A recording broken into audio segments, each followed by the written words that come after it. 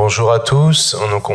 Merci pour les interventions précédentes. On va clôturer cette première session dédiée au positionnement des services d'archives et de son impact par une table ronde qui se veut un panorama des quotidiens de différents services d'archives.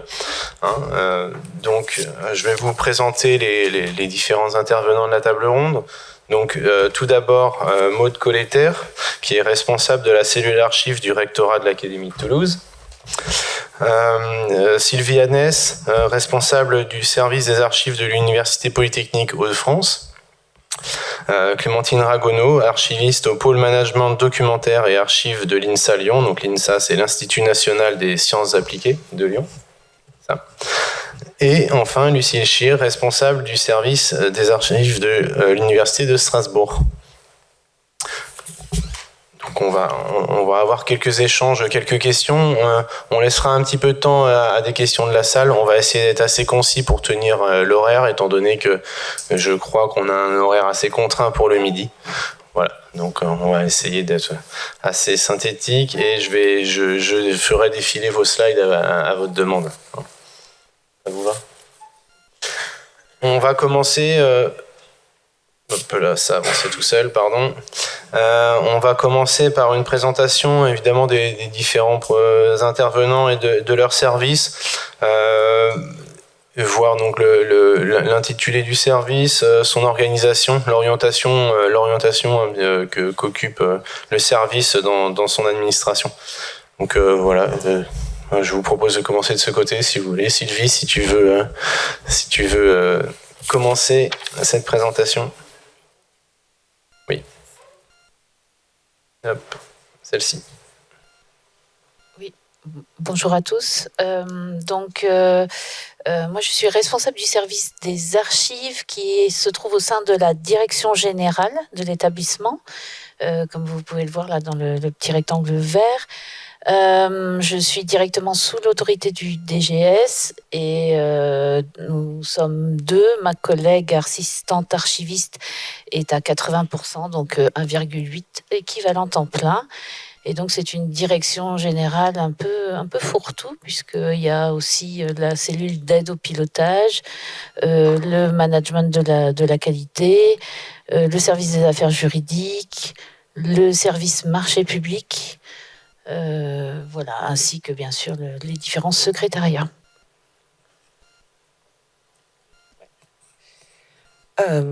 Alors du coup, moi je vais rapidement introduire l'université de Strasbourg, juste pour mentionner qu'on est sur une grosse université, parce que du coup, voilà, on est à peu près à 60 000 étudiants et 6 000 personnels. Le service des archives a été créé à l'époque en 2010, et en fait c'est une émanation directe de la fusion des universités strasbourgeoises et de l'IFM. Et du coup, en fait, c'est vraiment cette fusion qui avait impulsé la création du service. Et du coup, nous sommes actuellement, comme je dis toujours, un très petit service dans une très grosse entité, puisque nous sommes 2 personnes. Et du coup, en termes de rattachement, le service a très très longtemps été rattaché directement à la DGS, et depuis 1 an et demi, il est rattaché à la direction générale des ressources. Alors, ça pourrait sembler voilà, une petite rétrogradation, mais en fait, non, je pense que c'est tout simplement le fait que le service soit réellement reconnu comme un service voilà, comme les autres. Et du coup, c'est pas mal comme rattachement, puisque ça facilite les questions budgétaires, tout simplement.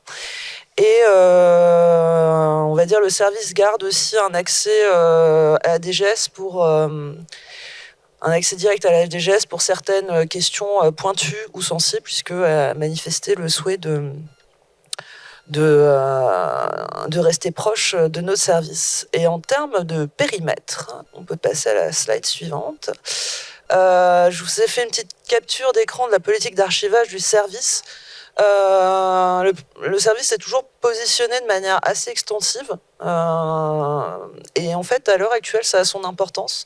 Puisque du coup, mes collègues bibliothécaires m'ont posé la question de si je me positionnais sur les archives de la recherche. Je leur ai dit que, bien entendu, et d'ailleurs, dès la création du service. Donc ça a aussi permis d'asseoir, au final, cette question-là à une époque où ça n'intéressait pas encore d'autres professions. Voilà.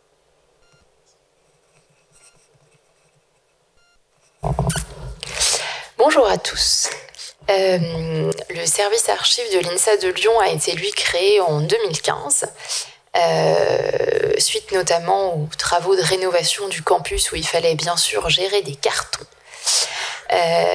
Nous sommes rattachés à la DAPAC, la Direction d'aide au pilotage et amélioration continue, qui est elle-même placée sous l'autorité du DGS. J'aurai l'occasion de revenir un peu après sur ce qu'est cet acronyme étrange. Nous sommes actuellement 2 personnes. Une personne dédiée plutôt aux activités papier, qui est moi-même, et ma nouvelle collègue qui est dédiée vraiment uniquement ou presque à l'activité liée au numérique. L'INSA de Lyon, contrairement à Lucille, nous on est une toute petite école par rapport à eux. C'est 6300 étudiants et environ 2000 personnels en comptant les doctorants. Donc c'est un petit peu plus confortable en termes de... on est 2 personnes aussi, mais on a quand même pas mal de jobs. Je laisse la parole. Bonjour à tous. Alors au rectorat de l'Académie de Toulouse, donc la cellule archive comprend entre 3 et 5 agents en fonction des années, puisque on varie en termes de nombre de contractuels. La cellule archive existe depuis 2010 et est aujourd'hui rattachée au secrétariat général adjoint aux transformations, territoires et services transverses. Donc en tant que service transverse, mais aussi parce que notre périmètre va un peu au-delà des services purement rectoraux. On a en gestion les archives des services du rectorat et de la DSDN 31, puisque les deux ont été fusionnés. On fait du soutien aux directions départementales des 7 autres départements et aux centres médico-scolaires, et du conseil aux établissements de l'académie en parallèle avec les archives départementales respectives. Donc ça fait 8 CST qui parfois doivent se coordonner, et parfois on a aussi une mission de pilote par rapport aux établissements. Par exemple, on pilote l'échantillonnage des copies d'examen pour l'ensemble de l'académie.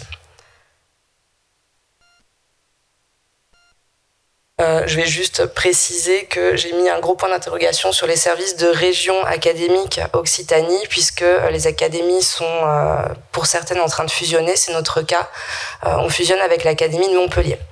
Donc voilà, de nouveaux services, mais ça je reviendrai dessus plus tard.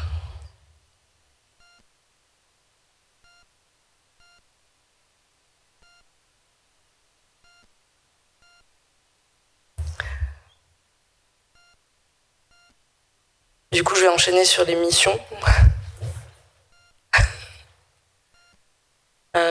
Donc nos missions, ça a été assez divers. En fait, on a commencé à la création de la cellule dans un contexte de déménagement, avec une approche plutôt quantitative de repérage des éliminations, faire un maximum de versements avant le déménagement, et aussi initier la fonction archive qui n'existait vraiment pas, donc sensibiliser les personnels et leur faire comprendre que archiviste c'est un métier, commencer à créer un réseau. Et depuis 2015, et donc une fois que le déménagement a été fini, on est parti plus sur une approche qualitative en développant la formation, en améliorant les procédures, avec beaucoup de communication, surtout interne. On est à plus de 2000 dossiers communiqués par an, avec 80% sur les procès-verbaux d'examen. Du conseil, du record management, j'ai mis 260 heures par an passées dans les services à les aider pour leur archivage et à les conseiller. Et on a pu aussi déployer le logiciel Arcade qui est en fonctionnement depuis 2021.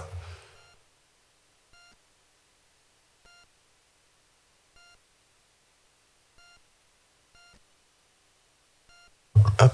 Clémentine, peut-être présenter un peu plus précisément les missions du... Oui, pardon, je me suis trompé de... Alors, peut-être une des spécificités de l'INSA, même si c'est quand même notre cas à tous, ça va être un fonctionnement en collaboration quotidienne avec les services, parce qu'il faut savoir que nous n'avions pas jusqu'à récemment de service central d'archives. C'est-à-dire que pour la partie papier, au quotidien, moi je vais vraiment archiver avec le référent archive, qui est souvent le gestionnaire ou la gestionnaire de l'entité, et on fait tri, récollement au niveau de ces locaux de proximité. Donc, ce qui fait qu'on n'a pas de système de bordereau de versement, mais on n'a pas non plus à gérer la partie communication, ce qui est pas mal, même si parfois il pêche un petit peu sur la gestion des fantômes, notamment aux ressources humaines. Je pense que ce fonctionnement est aussi permis par notre relative petite taille et le fait que j'arrive encore à gérer des petits locaux archives de cette façon avec eux. Nous, on a beaucoup mis l'accent depuis le début justement sur la sensibilisation. Le fait de former des personnes. On propose une formation de 2 jours complets qui a un petit peu moins de succès maintenant, mais qui nous a permis de former quand même 200 agents sur nos à peu près 2000 agents, c'est pas mal. Et on effectue, je dirais, une dizaine de sensibilisations dans les entités sous forme de café des archives ou bien présentation en conseil d'entité. La partie numérique, donc on va dire, s'organise et se professionnalise. Au début, bien sûr, elle n'avait pas du tout été identifiée par la direction, mais très vite, mon ancienne responsable a mis le pied dans la porte, ce qui nous a amené à être maître d'œuvre dans plusieurs projets, notamment le déploiement de la gestion électronique de documents au sein de notre établissement. Être chef projet, c'était pas vraiment notre cœur de métier, mais ça nous a permis de faire ça un peu à notre sauce, donc c'était pas mal. Et donc aujourd'hui, il y a une assistante archiviste qui est vraiment dédiée au numérique, et l'idée c'est de pouvoir travailler en collaboration avec la DSI pour essayer d'organiser et de piloter une collecte, ou du moins de s'apercevoir où est-ce qu'il faut vraiment qu'on agisse et où est-ce qu'il faut vraiment qu'on mette nos forces et sur quelles applications, parce que sinon elles vont être supprimées sous notre nez sans qu'on ait récupéré grand-chose. Voilà pour moi. Hormis la DSI, est-ce que tu peux nous parler un peu plus des collaborations avec d'autres services ou les relations, le développement des relations, le travail justement avec la hiérarchie de l'INSA, justement, comment ça s'organise, comment ça fonctionne? Alors, la partie, positionnement et hiérarchie, donc je vais vous présenter un peu plus cette fameuse DAPAC, donc que vous voyez derrière vous. Donc une direction qui est placée sous l'autorité du DGS et qui est un peu une espèce de fourre-tout, mais quand même coordonnée autour de ce qui va être vraiment pilotage des activités de la direction. L'idée est de proposer à la direction différents corps de métier qui vont leur permettre de prendre des décisions plus éclairées par rapport à l'établissement. Moi j'y vois un gros avantage dans le sens où on n'est pas positionné directement sous la houlette du DGS, qu'on ne verrait sinon pas très souvent et qui ne serait pas forcément très à l'écoute et très au courant de nos petites problématiques, et qui au contraire sont très bien relayées par la directrice de la DAPAC qui elle maintenant comprend vraiment notre activité et peut, quand elle identifie des sujets un petit peu transverses sur lesquels on a notre mot à dire, peut tout à fait nous positionner. Il y a un deuxième avantage qui est lié vraiment aux entités qui composent la DAPAC, c'est-à-dire qu'il y a le pôle qualité et organisation, et la proximité de ce pôle qualité, donc du qualiticien, est vraiment très bénéfique pour la partie, pour pas mal de sujets transverses, comme les sujets d'acquisition ou pas de signature électronique au sein de l'établissement, ou la dématérialisation du dossier étudiant, c'est une question qui est bien sûr pas purement archive, mais qui va beaucoup toucher au processus et procédures au sein de l'établissement, et ça nous permet de voir que cette direction qui est assez transverse, la DAPAC, est souvent amenée à s'emparer de ces sujets. On va pas se mentir aussi parce que tout le monde se jette pas dessus. Mais voilà, c'est pour moi un vrai avantage. Merci Clémentine. Je vais me tourner un peu vers là pour la suite de la présentation des services. Donc, est-ce que Lucille, au niveau de Strasbourg, peut-être est-ce que tu peux développer un petit peu plus précisément justement les missions suivies par ton service et aborder justement le lien avec les autres services de l'université. Merci. Ouais. Alors pour les missions, alors comme je le disais avant, elles sont assez extensives. Le service a toujours essayé de se positionner sur à peu près tout. Alors moi j'ai toujours dit je suis spécialiste en rien, mais je suis compétente en tout. Voilà. Mais voilà, ça a quand même été un choix justement de ne pas manquer, on va dire, une partie des missions. Donc comme je le disais avant, donc le service depuis septembre 2022 est doté d'une deuxième archiviste à temps plein et rattaché du coup à la directrice adjointe. Donc en fait, ça fait un an qu'on essaye de formaliser un projet de service avec une offre de service. Après, moi, j'avoue humblement que le temps manque. En fait, voilà, je me rends compte que souvent on a pas mal d'éléments, mais que voilà, le temps manque pour le formalisme. Mais du coup, on réfléchissait du coup en lien avec Alice Perrin, ma collègue, à un peu une répartition des missions, sachant que du coup on a toujours essayé d'être à proximité maximale du producteur et de beaucoup les encadrer. Du coup, en termes de répartition des missions, du coup, pour ma part, j'assure les missions de direction de service et de partenariat au sein de l'établissement, mais également à l'extérieur de l'établissement.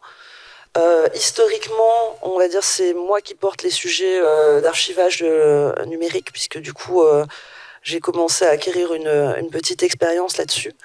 Je prends aussi en charge les questions de formation et de sensibilisation, puisque du coup, le fait d'être à deux, ça a permis un peu d'augmenter les sessions de sensibilisation auprès des services.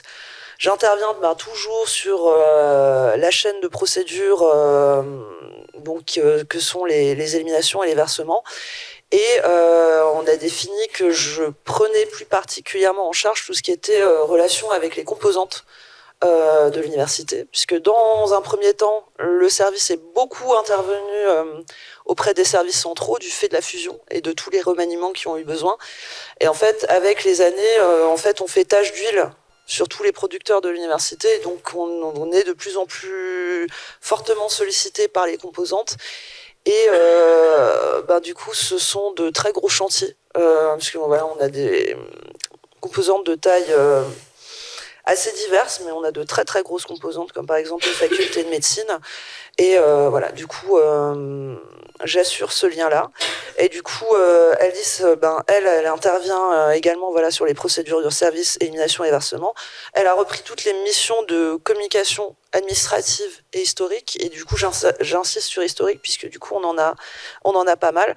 Elle prend plus particulièrement en charge la relation aux services centraux. Et du coup, on a déterminé qu'on avait chacune nos petites spécialités. Donc, elle prend aussi en charge toutes les questions liées aux archives de la recherche. Et du coup, en termes de rapport, donc avec la hiérarchie, j'y suis revenue avant. Après, il y a aussi des rapports fonctionnels que j'avais essayé de mettre sous forme de schéma. J'ai indiqué les premiers partenaires de la politique d'archivage, qui était à la base la direction de la logistique et du numérique, puisque j'ai eu la chance de pouvoir collaborer avec eux assez tôt. la gouvernance de l'université est en soutien à la politique d'archivage. Du coup, ensuite, sont inclus également tous les usagers de la politique d'archivage, les services, les composantes, mais également les unités de recherche où on essaye de répondre à leurs sollicitations. Pareil, pas de prospective. Le rapport avec le conseil scientifique et technique, les réseaux professionnels. J'ai indiqué également en prestataire de tir archivage le CINES, puisque du coup on est lié avec eux par une convention depuis 2016. Avec le temps, on a développé d'autres partenariats privilégiés au sein de l'université, ce qui n'était pas le cas à la base. On a de plus en plus de liens avec le service des bibliothèques et le Jardin des Sciences, qui est le service de médiation scientifique de l'université, pour tout ce qui touche au patrimoine scientifique, et également avec le service des affaires juridiques et la DPO, pour tout ce qui touche conservation des données, accès de données. Et du coup, on a aussi un lien avec les publics extérieurs et les chercheurs. Merci Lucille. Sylvie, si tu veux bien nous présenter les missions de ton université. Hop là, c'était oui, alors je vais revenir brièvement sur la présentation de l'université, puisqu'on a quand même des établissements fort différents. Donc, historiquement, c'est l'université de Valenciennes et du Hainaut-Cambrésis qui va avoir l'établissement va avoir 60 ans l'an prochain. L'établissement est devenu un établissement expérimental en septembre 2019, donc pour devenir Université Polytechnique Hauts-de-France, avec la création d'un INSA Hauts-de-France interne, né de la fusion de 3 composantes de formation, et intégration de 2 écoles territoriales d'art, celle de Cambrai et de Valenciennes. Donc le PE a environ 14 500 étudiants et 1200 personnels. Donc le service des archives a été créé uniquement en 2018 dans cette université. Et ma prédécesseur, en fait, a dû gérer surtout de la reprise d'arriérés, du déstockage, beaucoup d'éliminations massives. Et forcément, il y a eu de la perte au moment de la création de l'EPE, parce que certains imaginaient que des composantes fusionnaient, donc les anciennes disparaissaient et il fallait tout mettre à la benne. Donc moi, je suis arrivée en septembre 2021 et c'est vrai que l'image a été reprise tout à l'heure, mais ma spécialité, c'est vraiment de mettre le pied dans la porte. Donc j'ai mis le pied dans la porte à peu près à tous les niveaux. Pour tout vous dire, donc je travaille en binôme avec le directeur du numérique pour la mise en place de la dématérialisation des processus dans l'établissement, mais ça n'a pas été de soi, c'est-à-dire que là, on va vivre dans les semaines à venir toute une série de déménagements de services et la présidence déménage. Donc en fait, l'argumentaire, il y a un an, ça a été, le président va déménager en centre-ville, donc on va dématérialiser les processus parce que ça sera plus facile pour signer les documents. Et donc, il a été demandé au directeur du numérique de mettre en place le parapheur électronique, mais de manière complètement isolée. On parlait que signature électronique. Donc là, j'ai mis le pied dans la porte en disant, alors déjà, on va réfléchir au format, on va réfléchir au nommage. La signature, c'est qu'une brique. Donc après, on va réfléchir aussi à la conservation. Et si possible, en préservant l'intégrité. Voilà. Donc, les différentes collaborations également, je travaille avec les responsables du management de la qualité. Chaque année, il y a 3 processus qui sont mis 3 processus en qualité qui sont mis en évidence. Et cette année, le processus archivage a été choisi par le DGS. Ça nous a permis de se poser et d'identifier les différents risques liés à l'archivage papier électronique et mettre en place un plan d'action. Donc ça, c'est un véritable levier pour le service. J'essaye de travailler avec le service commun de la documentation pour, là aussi, l'ouverture des données de la recherche et, si possible, leur conservation. Donc, avec le DPO également, notamment sur tout ce on a travaillé sur le préarchivage des données des dossiers étudiants d'Apogée pour être en conformité avec la CNIL. avec l'architecte du système d'information aussi pour évaluer la criticité de nos bases et pouvoir préserver des données originales. Bien sûr, le service logistique, maintenant, ils ont compris que quand il y avait des déménagements ou de l'abandon de documents, au lieu de mettre à la benne directement, ils nous appelaient. Et bon, bien sûr, résultat, on a des vracs qui arrivent parfois, mais au moins, on évite de perdre des documents. Et voilà, et on a un réseau de correspondants archives au sein de l'établissement. On couvre bien sûr tout l'établissement, que ce soit les services, les composantes de formation, les composantes de recherche. Mais comme on est, comme je l'ai dit, 1,8, c'est pas évident de tout traiter. Voilà. Merci Sylvie. On n'a pas abordé la question des partenariats au niveau du rectorat de Toulouse. Peut-être dire un mot, Maud, si tu veux bien. Oui, si tu veux aller sur juste la slide avant. Un mot sur la répartition des missions. Alors bon, c'est une répartition indicative parce qu'on essaye d'être le plus polyvalent possible au sein du rectorat parce qu'il y a un gros turnover et il faut être en mesure d'assurer quand les gens ne sont pas là, sont absents. Pour répondre aussi à ce turnover, on a mis en place des outils qui nous permettent d'accélérer les choses, des courriers types, des fiches de procédure. On a un tuto vidéo à destination des établissements qui nous permet de répondre à des questions, des questions de base qu'on nous pose beaucoup. Et on peut passer au partenariat. Au niveau de la hiérarchie, donc on est dans le secrétariat général adjoint, 3T, territoire, transformation territoire et services transverses. On a un soutien hiérarchique fort qui nous permet quand même d'avoir des recrutements au niveau Asie pour les contractuels, ce qui est bien. On a des formations tous les ans et notamment toute l'équipe peut partir pour une formation AAF par an.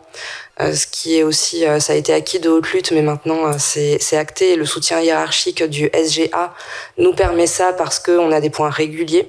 Et l'avantage également, c'est qu'on est dans le même SGA que la plupart des autres services transverses avec lesquels on travaille, que ça soit le juridique, la logistique, l'informatique. La communication n'est pas dans le même SGA, mais on a aussi créé des liens. Ils nous font des supports de communication régulièrement. Ils nous passent des messages dans la lettre interne. C'est très pratique pour nous. J'ai ajouté aussi le service achat et le DPO. Et donc tout ça est dans le même SGA, ou du moins l'été, puisque une partie de ces services est en train de passer service de région académique, et donc mécaniquement est extrait du secrétariat général adjoint de l'académie pour passer à un niveau supérieur. Merci Maud. Je souhaiterais maintenant qu'on aborde un peu plus précisément les enjeux actuels que vous pouvez rencontrer ou les défis auxquels vous êtes confrontés. Il pourrait être intéressant aussi d'aborder la notion d'évolution entre le début de vos services ou d'autres prises de fonction et l'évolution du service par rapport, aujourd'hui justement, son évolution par rapport au début. Peut-être commencer par Clémentine. Je pense on a les défis qui s'offrent à nous, comme tout le monde, ça va être le numérique. Donc voilà, c'est bien beau de recruter quelqu'un, mais je pense que maintenant il va falloir vraiment qu'on arrive à structurer cette activité, à la professionnaliser, à essayer de créer et prouver nos méthodos d'accompagnement. Et ça va vraiment être un gros défi parce que on a quand même une personne pour s'occuper à la fois de l'applicatif, à la fois de la gestion électronique de documents, peut-être penser l'acquisition d'un logiciel de gestion, d'un SAE.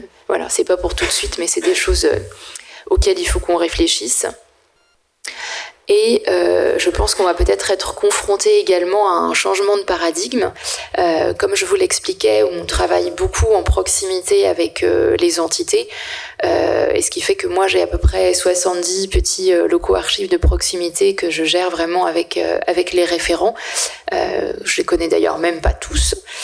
Mais depuis peu, il va peut-être y avoir des travaux au niveau de plusieurs de nos bâtiments, ce qui fait que j'ai un premier service central qui a été créé il y a 2 ans, qui est maintenant bien plein.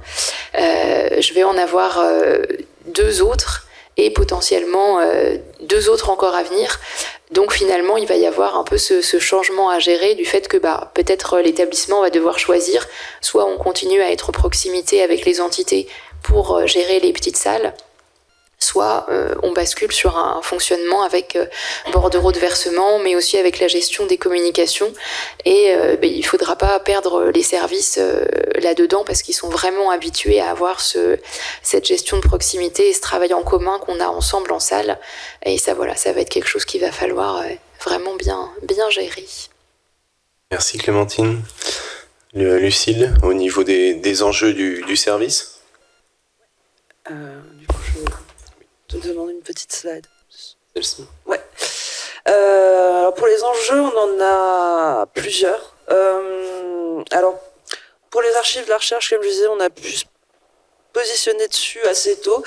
Pour le moment, on n'est pas forcément directement associé dans l'établissement aux questions de sciences ouvertes, mais on reste dans une bienveillance mutuelle avec les chargés de sciences ouvertes et de bibliothèque, et on essaye d'être disponible quand on le peut.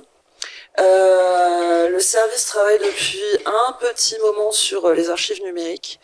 Et alors je dis très modestement, ce sont des actions au long cours en fait. Enfin, justement parce que je pense que tout le monde se pose ces questions en ce moment, mais on a eu une logique à Strasbourg, c'était de lancer l'initiative par un premier projet qui du coup a permis d'avoir une politique d'archivage, au service de se positionner sur la gestion du numérique et au versement d'extraction de données d'applicatifs de gestion et de fichiers numérisés, et ce qui aboutit aussi à une convention avec le CINES.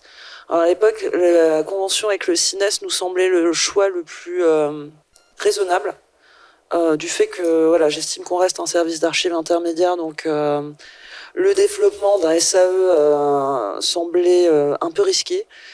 Et par ailleurs, justement, vu le temps qu'on prend sur les projets d'archivage numérique, je pense que ça aurait été complètement disproportionné par rapport à ce qu'on archive vraiment.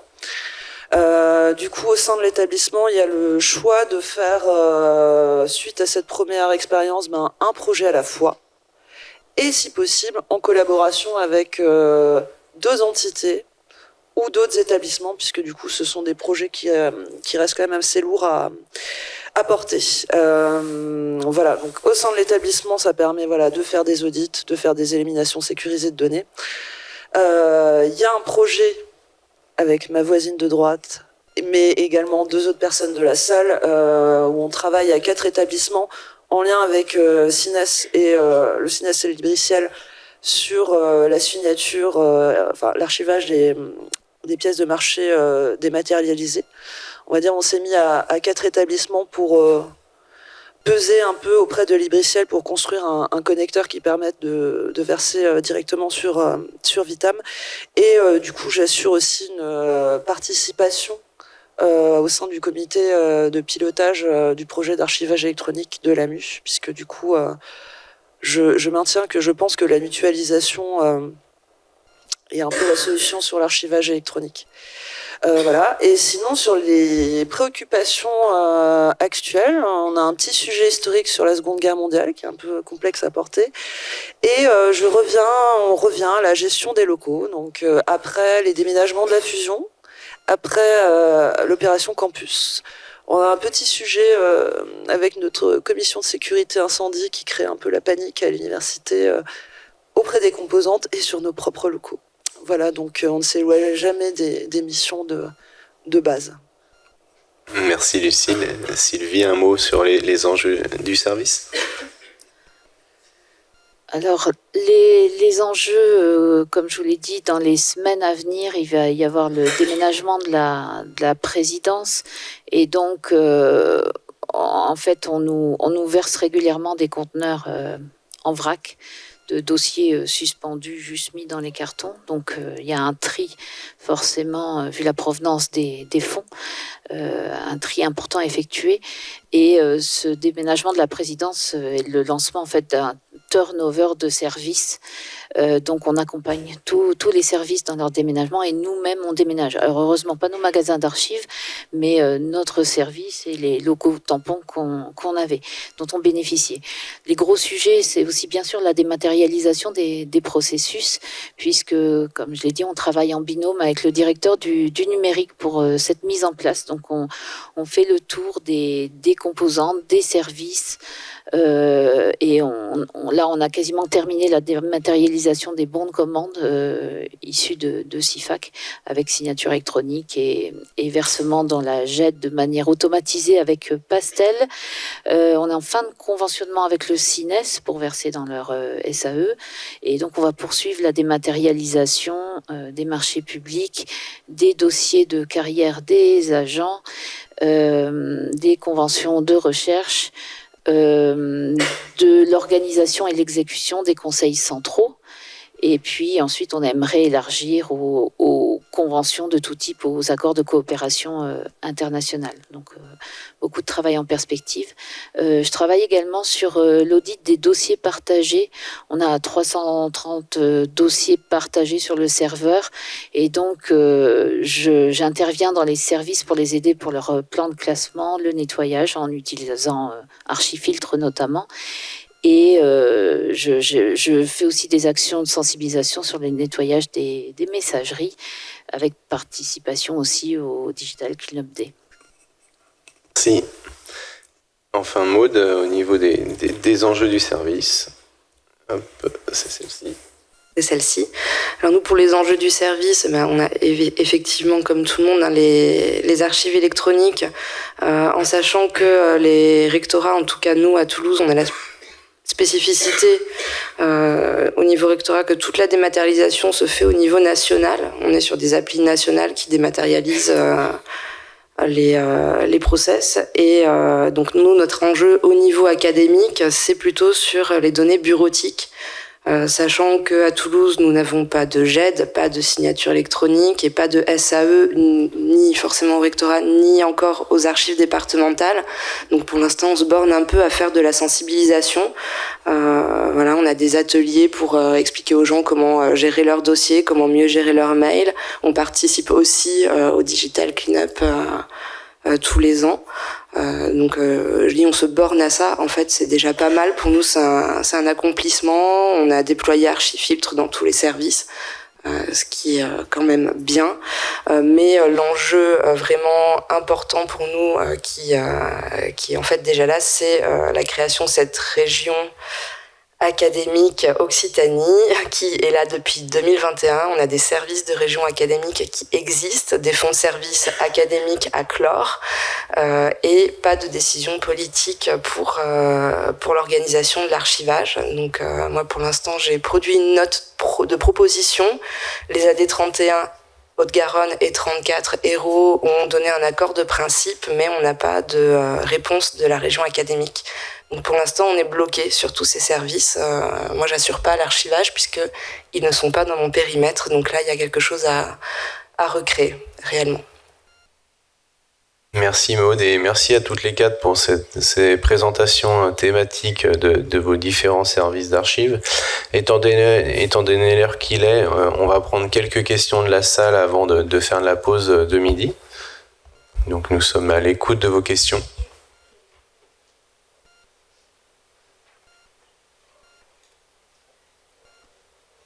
Tout le monde a faim ? Moi, j'avais une toute petite question par rapport aux 2 jours de formation dont tu parlais tout à l'heure, Clémentine. C'est les agents que vous formez pendant 2 jours, ou ce sont les correspondants ? Alors, en théorie, c'est effectivement à destination de nos correspondants archives, mais finalement, il y en a aussi qui ont souhaité la faire et qui ne sont pas correspondants archives, mais que du coup, je considère un peu comme formés comme correspondants archives. Mais c'est vrai que dans la majorité des cas, c'est plutôt nos correspondants. Okay. Merci.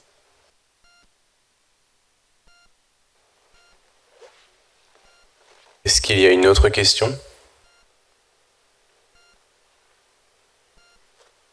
Je vais poser une dernière question très rapide subsidiaire dans ces cas-là. On a parlé du positionnement, du positionnement des différents services. Est-ce que ce positionnement vous satisfait et si vous aviez à choisir un positionnement différent, lequel serait-il?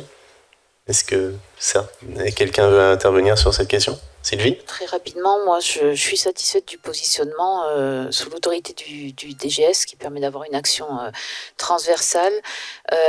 Par contre, j'aimerais une meilleure reconnaissance au niveau de la direction du numérique parce que je travaille beaucoup avec eux.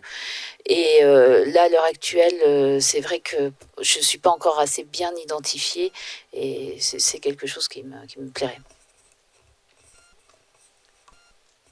Du coup, je vais prendre la suite. Moi, le rattachement actuel, je ne le changerai pas. Tout simplement, puisque du coup, on a beau être un petit service, on est un service. Du coup, ça me donne le statut de chef de service. Donc, le fait d'être informé aussi au plus haut ce qui se passe à l'université et de pouvoir être sur un pied d'égalité avec d'autres chefs de service plus grands. Donc moi j'avoue que c'est une posture à laquelle je tiens.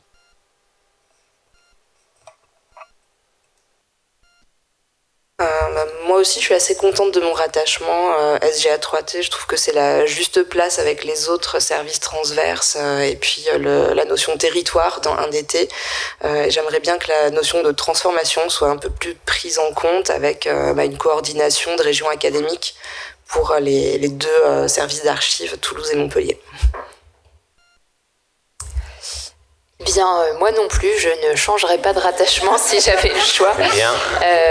Tout le monde est content, alors. C'est super.